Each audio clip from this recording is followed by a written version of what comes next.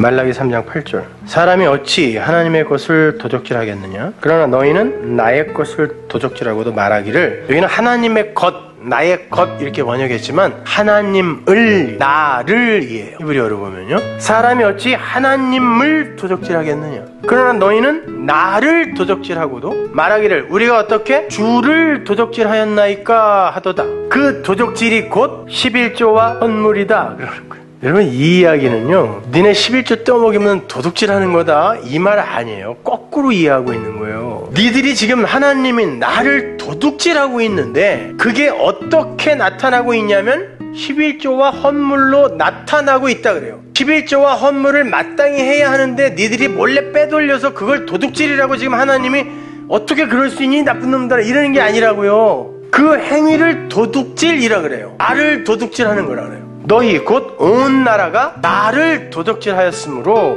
온 나라가 유대가 율법주의 유대주의에 빠져 있었잖아요. 온 나라가 나를 도적질하였으므로 너희가 저주를 받았느니라. 만군의 여호와가 이르노라. 너희의 온전한 11조를 창고에 들여 나의 집에 양식이 있게 하고, 나의 집 성전에 진짜 양식이 좀 있게 해줘. 진짜 양식이 뭐예요? 말씀 진리라 그랬잖아요. 그러면 가짜 양식은 율법. 그러면 온전한 11조가 진짜 양식이라면 온전한 11조가 뭐겠어요? 11조가 뭐예요? 하나님께 드려져야 할 자 대신에 내놓는 속전이 11조잖아요. 그래서 장자들은 다 내 거야 그랬을 때 레위 지파가 장자 대신 하나님께 바쳐줬죠. 그래서 장자들이 내 대신 네가 거기 있으니까 그거에 상응하는 돈을 낼게가 11조였잖아요. 그래서 그게 그들의 생활비였잖아요. 그러면 우리가 하나님께 드려져야 하는데 우리 대신 드려진 속전이 누구예요? 예수. 그러면 11조는 뭐? 예수란 말이에요. 그리스도 예수. 그러면 그 그리스도 예수, 그것으로 내 성전을 채워보라는 거예요. 진리를 채워보라는 거예요. 그게 내 집이 양식으로 가득 차는 거라는 뜻이란 말입니다. 그런데 그걸 모르고, 그 진리를 모르고 11조와 헌물이라는 율법으로 나를 섬기겠다고 하면 그게 무슨 밥이냐? 그게 무슨 양식이니? 그건 니들이 내 말을, 나의 진리를 도둑질하는 거다라고 이야기하는 거예요. 말라기 이 이야기는, 그러니까 구약식의 11조와 헌금은 하면 돼요, 안 돼요? 안 되는 거예요.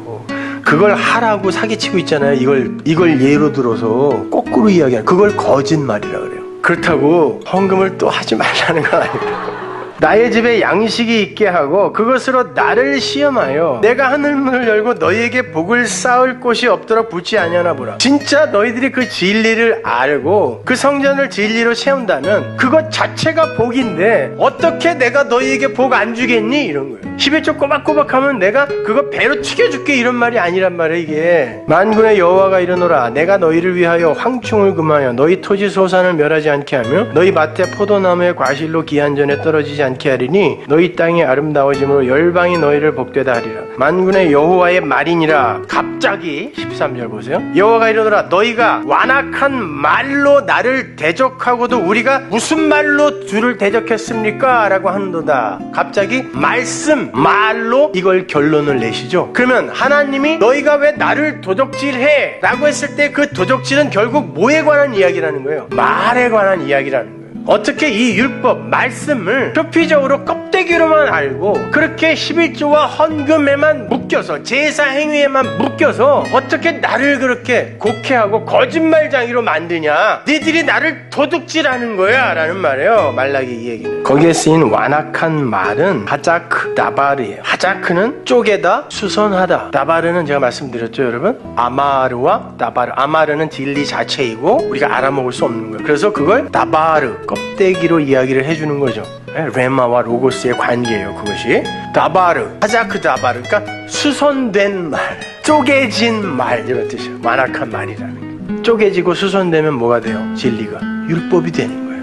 그 완악한 말로 니들이 나를 도둑질하냐? 모세가 바로에게 갈 때 내가 말이 어느랍니다 그러죠. 하나님이 뭐라 그래요? 내가 말 줄게 그러잖아요. 그거예요 여러분. 우리는 우리의 말로 무엇을 전하기 시작하면 그건 멸망에 이르게 하는, 사망에 이르게 하는 엉터리 말이 돼요. 완악한 말에 묶여서 말씀을 율법으로밖에 볼 수 없어서 11조와 헌물이라는 율법으로만 하나님을 섬기려 하는 자, 그들이 하나님을 도둑질하는 자라는 거예요. 그걸 오늘 본문이 거짓 증거라고 이야기해요. 거짓 증거. 그러니까 살인하지 말라, 간음하지 말라, 도둑질하지 말라, 거짓 증거하지 말라. 이건 다 같은 이야기예요. 같은 이야기. 그래서 율법은 결국 하나가 되는 거예요. 계속해서 에피투미아, 희생제사 드리면서 재물을 도륙하며 율법을 신앙하는 게 뭐라 그랬어요? 살인하다라 그랬잖아요. 그게 살인하지 마가 희생제사 습관적으로 도륙하지 마라 그랬으니까 그게 살인하고 살인인 거고, 그리스도라는 신랑과 연합이 되어서 오직 은혜로 그분의 한쪽 지체로 이렇게 함몰되어지는 게, 그게